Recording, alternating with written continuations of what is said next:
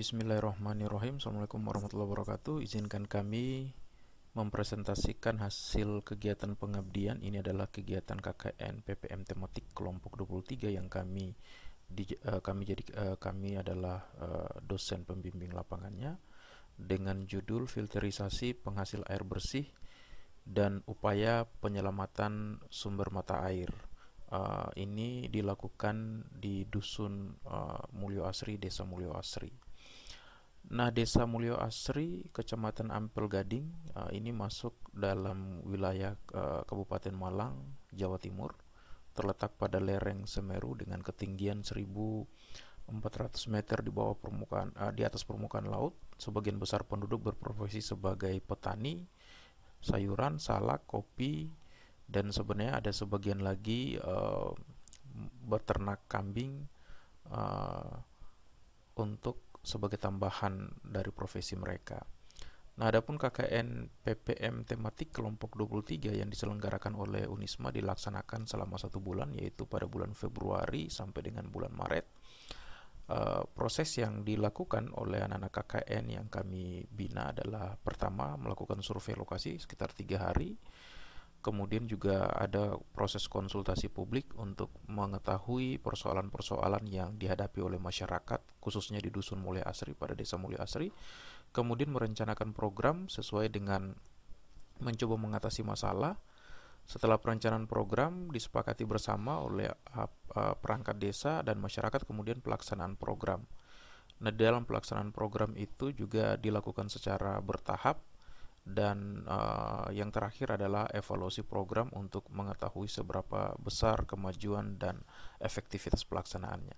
Nah, adapun berdasarkan hasil survei ditemukan problematika permasalahan air di Desa Mulyo Asri, yaitu yang pertama sumber mata air yang dekat dengan aliran sungai sehingga sangat mudah untuk tercemar pada saat musim hujan, di mana dampaknya adalah air menjadi keruh saat musim penghujan dan debit air kecil saat musim kemarau.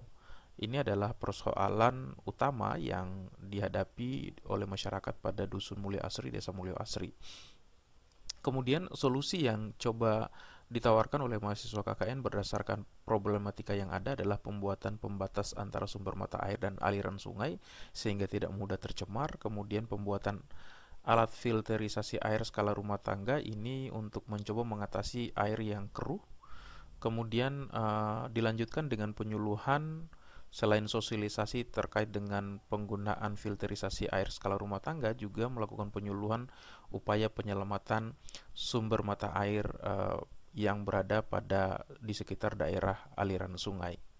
Ini adalah 3 program yang dijalankan. Kemudian kita membahas tentang solusi yang pertama adalah pembuatan pembatas sumber mata air dan aliran sungai. Ini tentunya untuk menghindari terjadinya kerusakan atau kekeruhan karena sumber mata air terlalu dekat dengan daerah aliran sungai. Kemudian pembuatan filter secara manual ini diharapkan agar menghindari tercemarnya sumber mata air akibat limpasan air dari daerah aliran sungai. Kemudian pembersihan daerah aliran sungai ini bagaimana mahasiswa mengajak masyarakat untuk bersama-sama memperhatikan kebersihan daerah aliran sungai yang memang berdekatan dengan sumber mata air yang selama ini mengairi pada pemukiman. Kemudian solusi yang kedua adalah pembuatan filterisasi air. Ini pembuatan yang sederhana seperti yang tampak pada gambar. Terlihat ada penggunaan arang, kapas akuarium, kerikil pantai, kemudian pasir pantai. Kemudian ini memang diupayakan konstruksinya sangat sederhana sehingga biayanya juga sangat minimal, dan ini juga mudah dilakukan. Begitu juga bahan yang didapatkan sebenarnya juga tidak sulit untuk didapatkan, sehingga diharapkan dengan teknologi tepat guna yang efektif dan efisien ini diharapkan bisa cukup membantu masyarakat.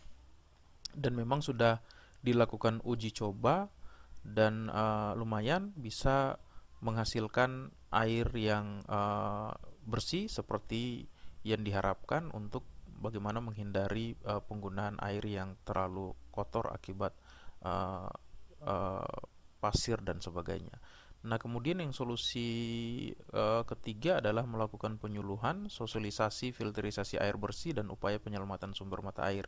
Jadi, sosialisasi ini dilakukan agar masyarakat juga bisa menggunakan alat sederhana ini untuk kemudian bisa dimanfaatkan pada saat uh, air terjadi kekeruhan. Kemudian upaya penyelamatan sumber mata air bersih ini adalah penyuluhan yang dilakukan guna bagaimana mendukung komitmen masyarakat untuk bersama-sama melindungi daerah aliran sungai dan melindungi sumber mata air bersih yang menjadi satu-satunya tumpuan mereka.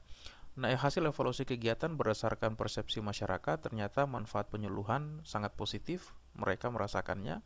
Kemudian pentingnya penyelamatan sumber mata air bersih dari pre dan post test, ternyata persepsi mereka mulai meningkat. Begitu juga dengan efektivitas alat filterisasi, walaupun tidak 100%, tapi sebagian besar menyatakan ada manfaat yang bisa didapatkan dari alat ini. Kemudian membantu atasi masalah, sebagian besar juga mengatakan bahwa baik penyuluhan, kegiatan pembersihan daerah aliran sungai, dan upaya untuk menyelamatkan sumber mata air itu menjadi hal yang penting, termasuk juga penggunaan filterisasi air, walaupun kemudian ke depan mungkin bisa dikembangkan lebih baik lagi, tapi setidaknya ini menjadi prototipe bagi masyarakat untuk bisa memanfaatkan metode dan teknologi yang sederhana, yang efektif, dan kemudian efisien untuk bisa mendapatkan air bersih. Demikian apa yang bisa kami presentasikan. Kami mengucapkan terima kasih kepada pimpinan Universitas Islam Malang dan Ketua LPPM, Kepala Desa, Kepala Dusun, Masyarakat Mulyo Asri atas partisipasi dan dukungannya selama kegiatan kuliah kerja nyata pemberdayaan masyarakat yang berlangsung. Kami akhiri, wallahul muwafiq ila aqwamit thoriq.